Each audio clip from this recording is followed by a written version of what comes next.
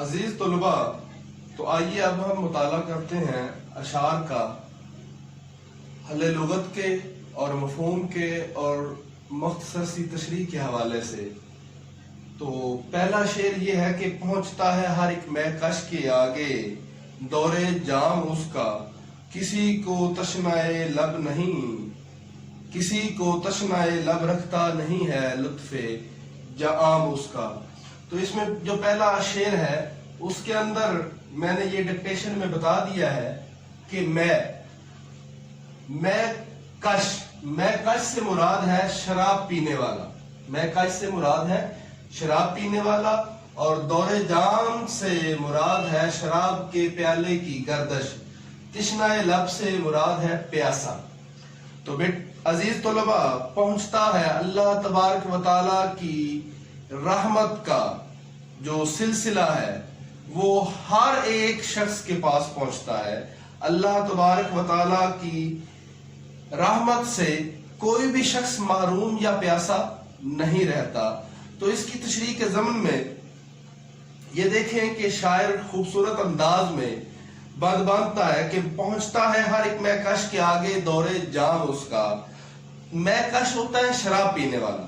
اردو ادب کے اندر چونکہ مہکش اور جام کے حوالے سے بڑی چیزیں بیان کی گئی ہیں، چونکہ دور جام سے کہ جام کا گردش کرنا، ایک میخانہ ہوتا ہے اور میخانے کے حوالے سے ایک ساقی جو ہے وہ اپنا جام لے کر گردش کرتا ہے، وہ جس کو چاہے جتنا چاہے جس وقت چاہے عنایت کر دے۔ اور اللہ تبارک و تعالیٰ کی خوبیوں اور صفات میں بھی یہ چیز شامل ہے کہ اللہ تبارک و تعالیٰ کی ذات اگر اس حوالے سے دیکھا جائے تو یہ دنیا ایک طرح سے میخانہ ہے، اور اللہ تبارک و تعالیٰ کی ذات جو ہے وہ اس کا بنانے والا ہے۔ اللہ تبارک و تعالیٰ کی ذات جو ہے وہ اس ہستی، اس دنیا کا نظام کائنات چلانے والا ہے۔ تو اللہ تبارک و تعالیٰ کا جو جام ہے، جو اللہ تبارک و تعالیٰ کا جام سے مراد جو رحمت ہے، وہ ہر ایک پر نشاور ہوتی ہے، وہ کسی کو بھی پیاسا نہیں رکھتی۔ مثال کے طور پر آپ کے سامنے ایسی بہت سی ہزاروں مثالیں ہوں گی کہ اگر بارش آئے، اگر بارش برستی ہے تو دیکھیں عزیز طلباء کہ وہ گلزاروں پر بھی، پھولوں پر بھی اور کانٹوں پر بھی برستی ہے۔ وہ یہ نہیں دیکھتی کہ یہ کانٹا ہے کہ اس کے اوپر برسنا ہے یا نہیں برسنا۔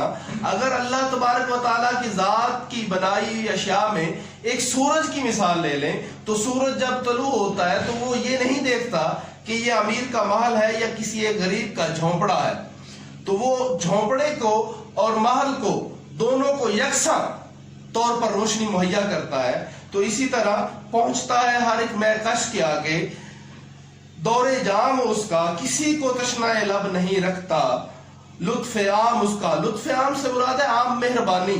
اللہ تبارک و تعالیٰ کی ذات ہر ایک پر مہربانی شفقت فرماتی ہے۔ وہی رب ہے کہ جس نے فرعون اور نمرود، وہی رب ہے جو فرعون اور نمرود کو دیتا ہے، اور وہی رب ہے جو موسیٰ اور عیسیٰ کو نوازتا ہے۔ لہذا اللہ تبارک و تعالیٰ کی کتاب قرآن مجید کے اندر اس کا خوبصورت حوالہ موجود ہے کہ واللہ خیر الرازقین، کہ اللہ تبارک و تعالیٰ کی ذات بہتر رزق عطا کرنے والی ہے۔ وہ جسے چاہے جتنا چاہے اتنا نوازے۔ وَتُعِزُّ مَن تَشَاءُ وَتُذِلُّ مَن تَشَاءُ، کہ اللہ جسے چاہے عزت دے، جسے چاہے ذلت دے۔ لیکن اللہ تبارک و تعالیٰ کی رحمتوں سے کوئی بھی چھپ نہیں رہتا، ہر ایک پر اللہ تبارک و تعالیٰ کی رحمت جو ہوتی ہے وہ نچھاور ہوتی رہتی ہے۔ وہ رب ہے جو غریب کو بھی کھانا دیتا ہے، وہ رب ہے جو پتھر کے اندر کیڑے کو بھی رزق پہنچاتا ہے۔ کبھی جو دیر سے لوٹوں تو میری ماں کی طرح وہ میرے رزق کا حصہ سنبھال رکھتا ہے۔ تو آئیے اب ہم اپنے دوسرے شعر کی طرف چلتے ہیں کہ گواہی دے رہی ہے اس کی یکتائی پہ ذات اس کی، دوئی کے نقش سب جھوٹے ہے سچا ایک نام اس کا۔ اس میں یکتائی کا مطلب ہے واحد ہونا، دوئی دوئی دال واؤ دوئی ایک لفظ ہے جس سے مراد ہے شرک. یہ توحید کی ضد ہے, توحید کی ضد ہے. اس کے آگے نقش ہے, نقش کا مطلب ہے تصویر یا نشان. گواہی دے رہی ہے اس کی یکتائی پہ ذات اس کی, دوئی کے نقش سب جھوٹے, ہے سچا ایک نام اس کا. اللہ تبارک و تعالیٰ کی جو وحدانیت ہے, اللہ تبارک و تعالیٰ کی جو یکتائی ہے, وہ اس بات کی, وہ اللہ تبارک و تعالیٰ کی ذات کی یہ نشاندہی ہمیں کروا رہی ہے. یہ بتا رہی ہے کہ دوئی کے نقش جو شرک کرنے والے جو مشرکین ہیں ان کے جتنے بھی تصورات ہیں, ان کے جتنے بھی نظریات ہیں وہ سب جھوٹے ہیں. اگر سچا ہے تو ایک اللہ تبارک و تعالیٰ کی ذات کا نام سچا ہے. اللہ تبارک و تعالیٰ کی ذات نے اس ضمن میں یہ بات قرآن پاک کے اندر فرمایا, ارشاد فرمایا کہ اگر اس کائنات کے اندر ایک سے زیادہ خدا ہوتے تو یقیناً ایک تضاد پیدا ہو جاتا اور کائنات کا نظام درہم برہم ہو جاتا. تو لہذا جتنے گواہی دے رہی ہے اللہ تبارک و تعالیٰ کی ذات کی جو یکتائی ہے, وحدانیت ہے, وہ اس چیز کی گواہی دیتی ہے کہ جتنے بھی مشرکین کے یا جھوٹوں کے دعوے ہیں کہ رب کی تعداد زیادہ ہے, تو اس بات یہ ساری باتیں جھوٹی ہیں. اللہ تبارک و تعالیٰ کی ذات سچی ہے, وہ اپنے صفات کے تقاضوں میں یکتا ہے, وہ اپنے ذات کے تقاضوں میں یکتا ہے, وہ اپنے افعال میں یکتا ہے. اور اگر سچا ہے تو ایک اسی کا نام سچا ہے. ہر ایک ذرہ فضا کا داستان اس کی سناتا ہے, ہر ایک جھونکا ہوا کا آ کے دیتا ہے پیام اس کا.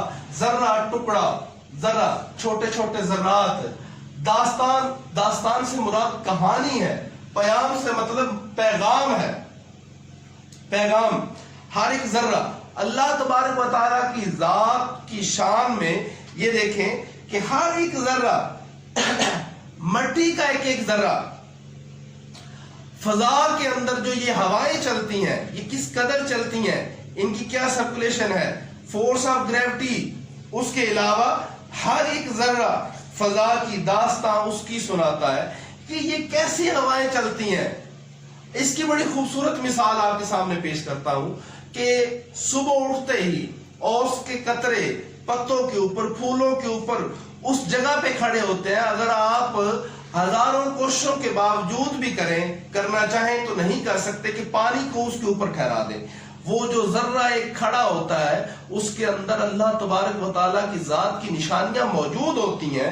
دیکھنے والے کے لیے, عقل والوں کے لیے اس کائنات کے اندر بہت سی نشانیاں ہیں کہ وہ اس اپنی عقل کے کو استعمال کرتے ہوئے اللہ تبارک و تعالیٰ کی شان کی پہچان کر سکتے ہیں. ہر ایک ذرہ فضا کا داستان اس کی سناتا ہے, ہر ایک جھونکا ہوا کا آ کے دیتا ہے پیام اس کا کہ وہی وحدہ لا شریک ہے, وہی ذات ہے جو آپ کو رزق پہنچاتی ہے, وہی ذات ہے جو اس کائنات کا نظام چلاتی ہے. وہ کون ہے جو بارشیں برساتا ہے, وہی تو خدا ہے جو چلا رہا ہے نظام ہستی. اس سے اگلا جو شعر ہے, شعر نمبر 4 جو ہے, سراپا معصیت میں ہوں سراپا مغفرت وہ ہے, خطا کوشی روش میری خطا پوشی ہے کام اس کا. اس شعر کے اندر سراپا سے مراد سر سے پاؤں تک ہے. سراپا اٹس مین سر سے پاؤں تک, اور معصیت کہتے ہیں گناہ کو, روش ہے طریقہ یا انداز. تو سراپا معصیت کہ میں اے انسان, چونکہ انسان خطا کا پتلا ہے, خطا اس کی سرشت کے اندر شامل کر دی گئی ہے اور اس سے گناہ ہوتے آئے ہیں.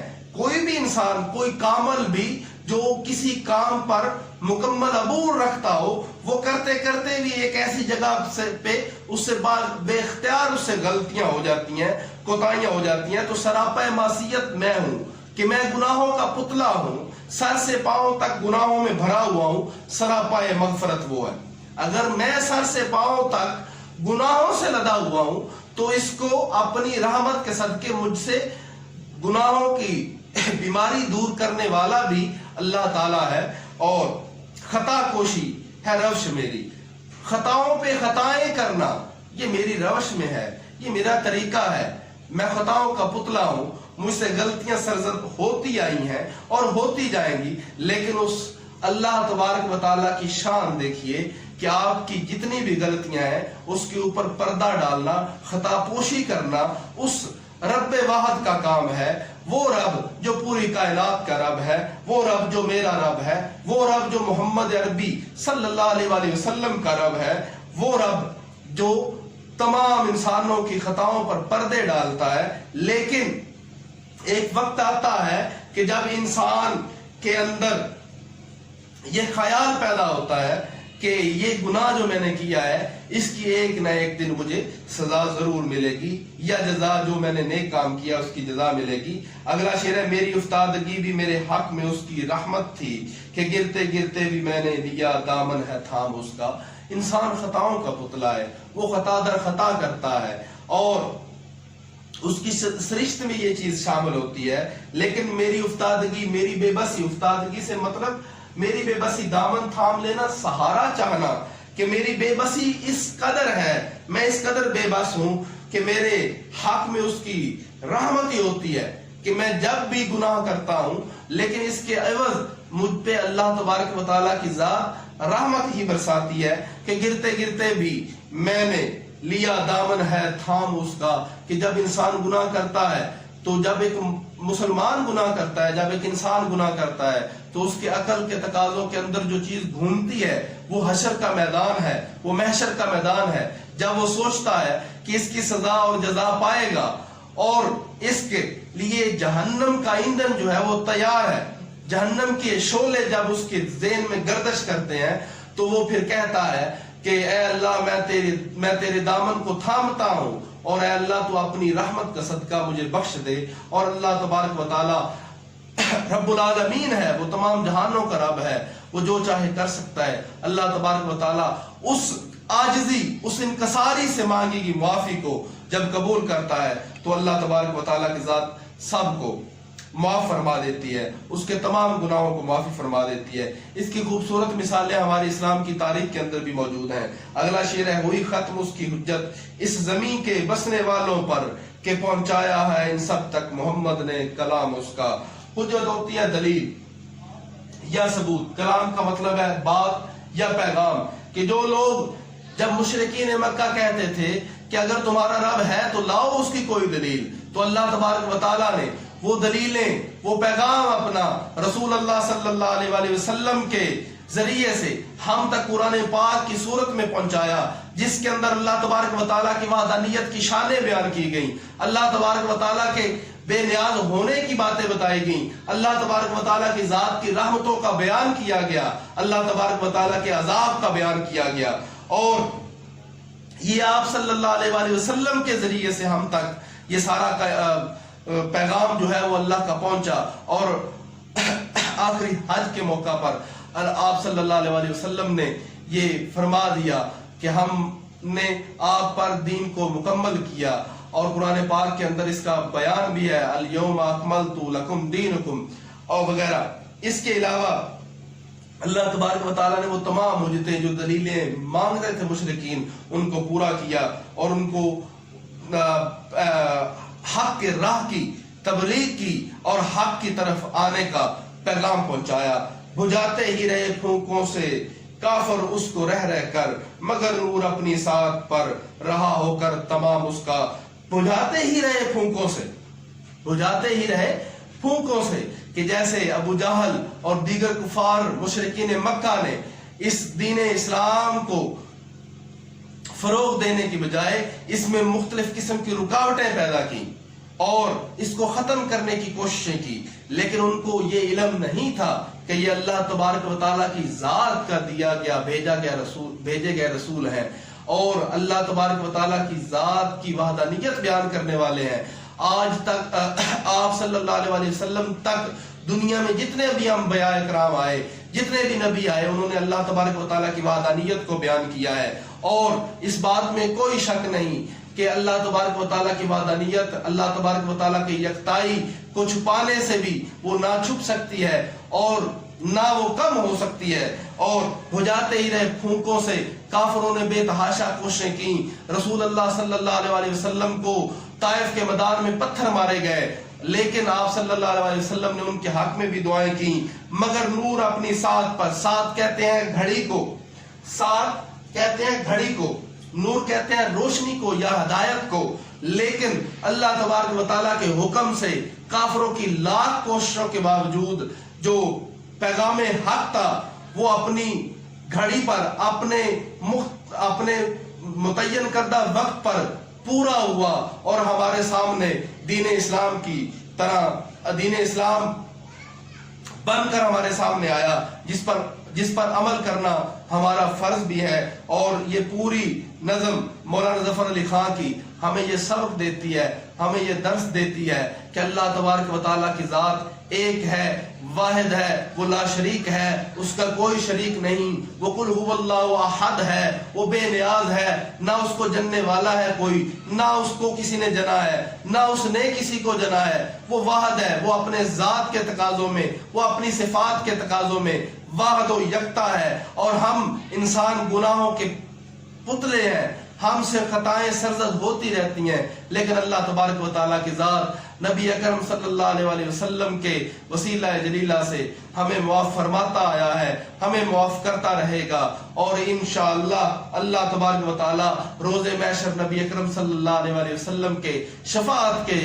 جھنڈے تلے ہمیں جگہ عطا فرمائے گا۔ لہذا اللہ تبارک و تعالیٰ کی ذات واحد و یکتا ہے، اور اس کی شان میں جتنی بھی خوبیاں، جتنی بھی باتیں بیان کی جائیں وہ کم ہیں، جتنی بھی شان اللہ کی بیان کی جائیں وہ کم ہیں۔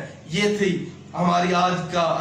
ہمارا آج کا موضوع حمد مولانا ظفر علی خان کا، جو کہ ہمارا مکمل ہوا۔ اس کے ساتھ ہی اردو لیکچرار معین الدین گورنمنٹ انسٹیٹیوٹ برائے کامرس کالج حافظ آباد کو اجازت دیجیے۔ اللہ حافظ، السلام علیکم۔